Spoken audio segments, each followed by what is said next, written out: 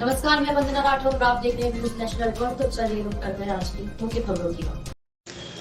खबर मध्य प्रदेश के रीवा जिले से है, जहां पर पुलिस को बदनाम करने के लिए थाने में घुसकर शासकीय कार्य में बाधा डालते हुए महिला ने किया हाई वोल्टेज ड्रामा। जानकारी के मुताबिक बताते चलते हैं कि बीते कुछ दिन पहले सिटी कोतवाली थाना क्षेत्र के अंतर्गत एक सोनी परिवार के यहाँ चोरी हुई थी, जिसमें सोनी परिवार ने अपने यहाँ कार्य कर रहे कर्मचारी के ऊपर चोरी का आरोप लगाते हुए सिटी कोतवाली थाना में अपने कर्मचारी के मुकदमा दर्ज कराया था, जिससे सिटी कोतवाली पुलिस ने मुकदमा दर्ज कर विवेचना में लेते हुए आरोपी की तलाश शुरू कर दी थी।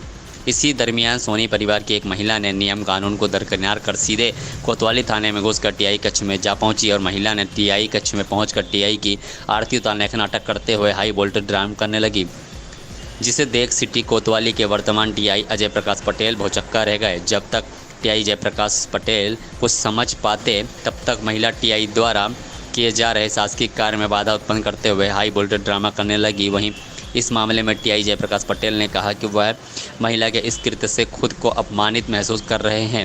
वहीं टीआई जेपी पटेल ने यह भी कहा है कि कृत्य संविधान पर एक चोट है। वहीं चोरी के मामले में माननीय उच्च न्यायालय ने आरोपी को कुछ शर्तों को लेकर जमानत दे दी है। वहीं उच्च न्यायालय में बहस के दौरान विद्वान सरकारी अधिवक्ता ने न्यायालय के समक्ष थाने में महिला के हाई वोल्टेज ड्रामों को वीडियो को प्रस्तुत किया, तो माननीय हाई कोर्ट ने न्यायमूर्ति ने टिप्पणी करते हुए कहा कि शिकायतकर्ता का आचरण भी थाने में उचित नहीं था। पुलिस थाने में कुछ तीखी नोकझोंक हो सकती है, लेकिन इसका यह मतलब नहीं है कि शिकायतकर्ता को अनावश्यक रूप से परेशान किया जा रहा है।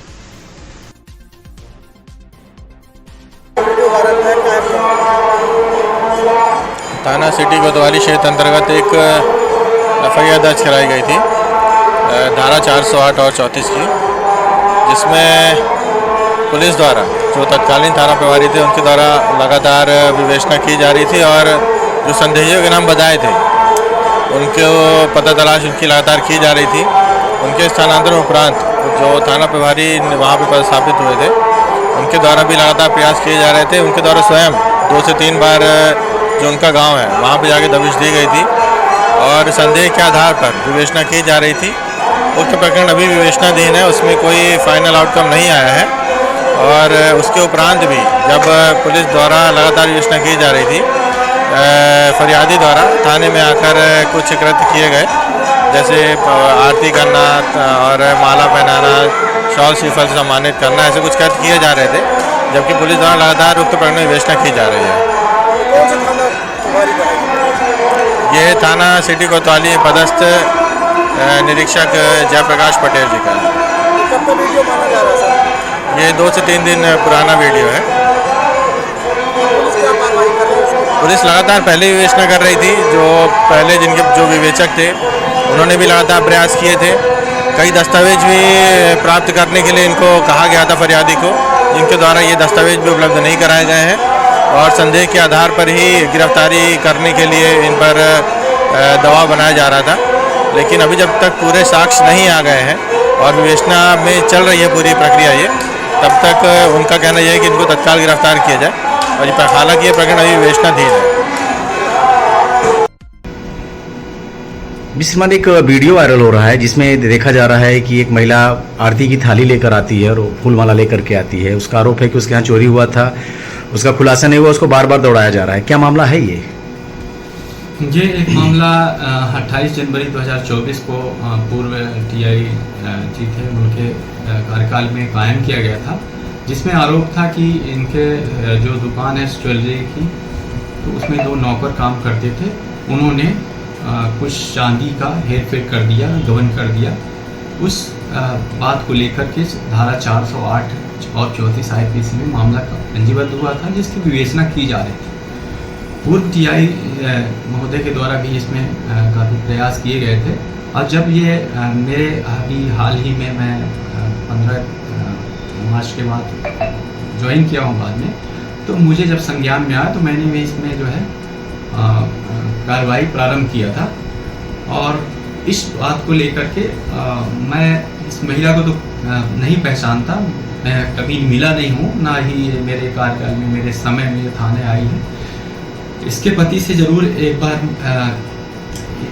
इनके पति से जो है एक बार इस संदर्भ में बात हुई थी, तब मैंने अपने स्टाफ को भेजकर उन आरोपियों के बारे में पता किया था और 2-3 बार भेजा था और मैं स्वयं भी कई बार जा कर के आरोपियों को पता करने का प्रयास किया था, लेकिन वहाँ जाने पर पता ये चला था कि आरोपी महीना 1.5 महीना से घर पे नहीं आते हैं और हाई कोर्ट में भी अग्रिम बेल लगा के ये लोग रखे। तो उसकी विवेचना कंटिन्यूअस जारी थी और हमारी तरफ से सार्थक प्रयास किए जा रहे थे। और 2-3 दिन पहले अचानक मैं ऑफिस में बैठा था और ये कुलदीप सोनी अपने 3-4 साथियों को मोबाइल लेकर के फेसबुक लाइव के माध्यम से मोबाइल चालू करके और सुनियोजित तरीके से अपनी पत्नी को आगे करके और ये फूल माला और इस तरह से सवाल वगैरह लेकर के बिना पूछे अंदर एकदम से आ गया और अपने पत्नी को प्रेरित करने लगा, ये माला ज़बरदस्ती पहनवाने की कोशिश करने लगा।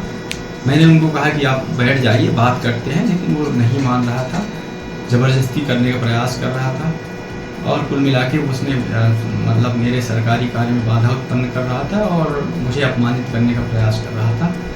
और इसी मामले को लेकर अभी 8 तारीख को माननीय हाई कोर्ट में जो है ये बहस हुई थी, जिसके दौरान हमारे शास्त्रीय अधिवक्ता के द्वारा इस वीडियो को माननीय न्यायालय के समक्ष प्रस्तुत किया गया था, जिसके बारे में माननीय न्यायालय ने टिप्पणी किया है कि ये जो अपराधी का थाने में व्यवहार था ये अनुचित था, गलत था। इस तरह से जो है उस मामले में भी उस वीडियो में एक चीज सुनने को आ रहा है, एक महिला कह रही थी कि पैर रगड़वा रहे थे, क्या ये कहाँ तक सत्य है? ये बिल्कुल निराधार है, गलत है, क्योंकि इस महिला से मैं पहले कभी नहीं मिला हूँ। सिर्फ इनके पति से जो है मेरी एक बार बात हुई थी, एक बार मैं मुलाकात किया था, इस मुद्दे पे चर्चा हुआ था, तो उस चर्चा के बाद मैंने उसमें संज्ञान लिया और मैं स्टाफ भी भेजा और प्रयास भी जारी और तेज किया था, बाकी इनसे मैं कभी नहीं मिला। चोरी का आरोप जिसके ऊपर लगा था तो उसको क्या न्यायालय से जमानत मिल गई? हाँ, अभी माननीय हाई कोर्ट ने कुछ शर्तों के अधीन में उन दोनों आरोपियों को अग्रिम जमानत दिया है